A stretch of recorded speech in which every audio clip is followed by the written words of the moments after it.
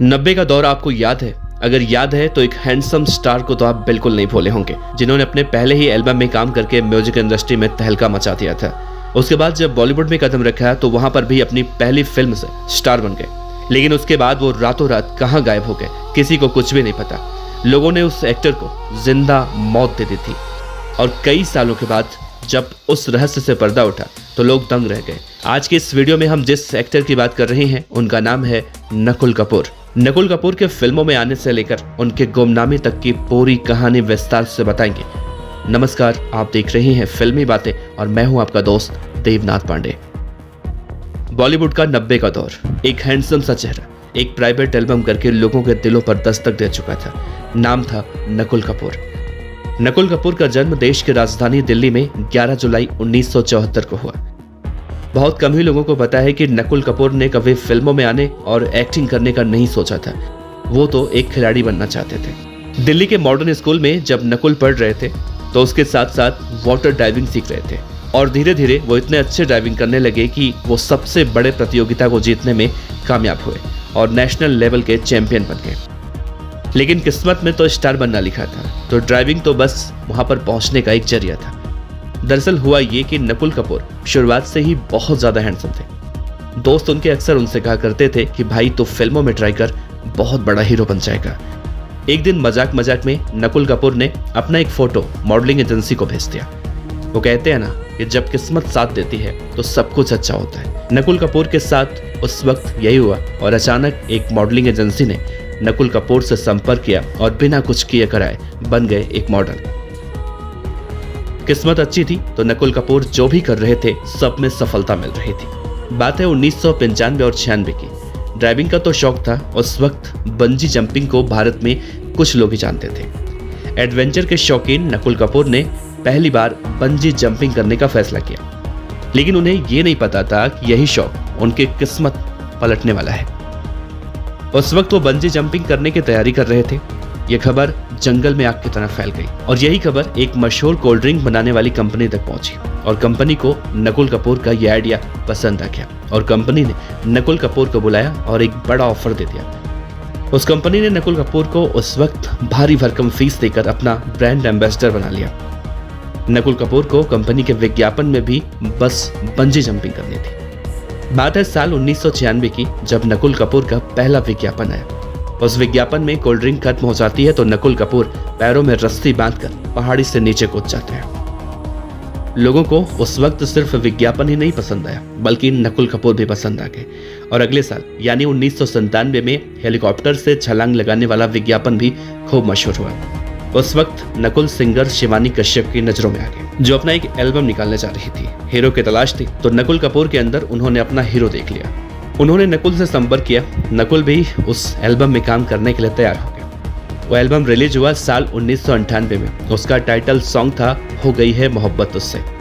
जब रिलीज हुआ तो युवकों के बीच धूम मचा दिया। नकुल कपूर लड़कियों के बीच खासा मशहूर हो गए। कामयाबी नकुल कपूर के कदम चुम रही थी, तभी एक बड़ी म्यूजिक कंपनी टिप्स ने इन्हें ऑफर दिया। बात है साल 2000 की। उनका एक और एल्बम आया दीप्ति भटनागर के साथ और वो भी सुपर हिट हो गया। और अगले साल रूप कुमार राठौड़ भी अपना एल्बम निकाल रहे थे तो नकुल का चेहरा उन्हें भी पसंद आ गया और उन्होंने भी नकुल को अपने एल्बम का हीरो बना लिया। साल 2001 में एल्बम के गाने मुझे मोहब्बत हो गई है एक बार फिर से बवाल मचा दिया और नकुल कपूर लोगों को पसंद आने लगे। उसके अगले साल टिप्स कंपनी ने नुसरत फतेह अली खान जैसे दिग्गज सिंगर के गाने मेरे प्यार में फिर से नकुल को काम करने का मौका दिया। नकुल कपूर अब तक म्यूजिक इंडस्ट्री का बहुत बड़ा चेहरा बन चुके थे तो उन पर नजर पड़ी फिल्म इंडस्ट्री की। बात है साल 2001 की। फिल्म मेकर रमेश दुर्रानी एक फिल्म बना रहे थे। उन्हें किसी नए चेहरे की तलाश थी। उनकी नजर नकुल कपूर के एल्बम पर पड़ी। इसके बाद उन्होंने बुलावा भेजा और ऑडिशन देने के लिए कहा। ऑडिशन में नकुल पास हो गए और बन गए उस फिल्म के हीरो। फिल्म साल 2002 में रिलीज हुई।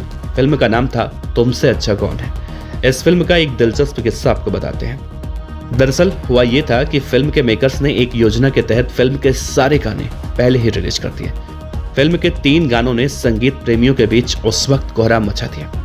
एक सोनू निगम का गाया हुआ गाना ये उन दिनों की बात है, दूसरा तुमसे अच्छा कौन है और तीसरा कुमार शानू का गाया हुआ गाना आंख है भरी भरी और तुम मुस्कुराने की बात करते हो।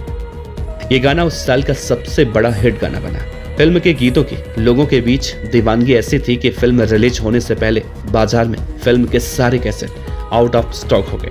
फिल्म जब रिलीज हुई तो नकुल कपूर को सिनेमा घर में देखने के लिए पब्लिक ऐसे पहुंची कि उसी दिन गोविंदा की एक फिल्म रिलीज हुई थी जो औंधे मुंह गिर गई। फिल्म का नाम था प्यार दीवाना होता है। नकुल कपूर रातों रात शोहरत की बुलंदियों पर पहुंच चुके थे और उनकी चर्चा पेस्ट्री की पार्टियों में होने लगी कि एक नया स्टार जन्म ले चुका है। लोग कहने लगे थे कि तीनों खानों को चुनौती देने वाला बॉलीवुड में आ चुका है। फिल्म मेकर एक से बढ़कर एक ऑफर लेकर उनके पास पहुंचने लगे थे। तभी अचानक नकुल कपूर रातों रात कहीं गायब हो गए। लोग उनकी फिल्मों का इंतजार करने लगे, लेकिन साल दर साल इंतजार बढ़ता गया और फिर कई सालों के बाद जो खबर आई, उस खबर ने नकुल कपूर के फैंस को हैरान कर दिया। कहा गया कि नकुल कपूर की मौत हो गई। कोई कहता कि बीमारी से उनकी जान चली गई, तो कोई कहता कि सड़क हादसे में उनकी मौत हो गई। सालों तक लोग यही मानते रहे कि नकुल कपूर इस दुनिया में नहीं है। तभी अचानक एक रहस्य सामने आया। साल था 2015 का और अचानक नकुल कपूर दुनिया के सामने आ गए और बोले, मैं जिंदा हूं, मरा नहीं। उस वक्त लोगों को मालूम चला कि उन्हें जिंदा ही मार दिया गया था। दरअसल हुआ ये, कहा जाता है कि नकुल के जीवन का एक सच और भी था। दरअसल कहा जाता है कि नकुल कपूर के जीवन का एक सच और भी था। वो ये था कि नकुल कपूर का झुकाव आध्यात्मिक की तरफ बहुत ज्यादा था।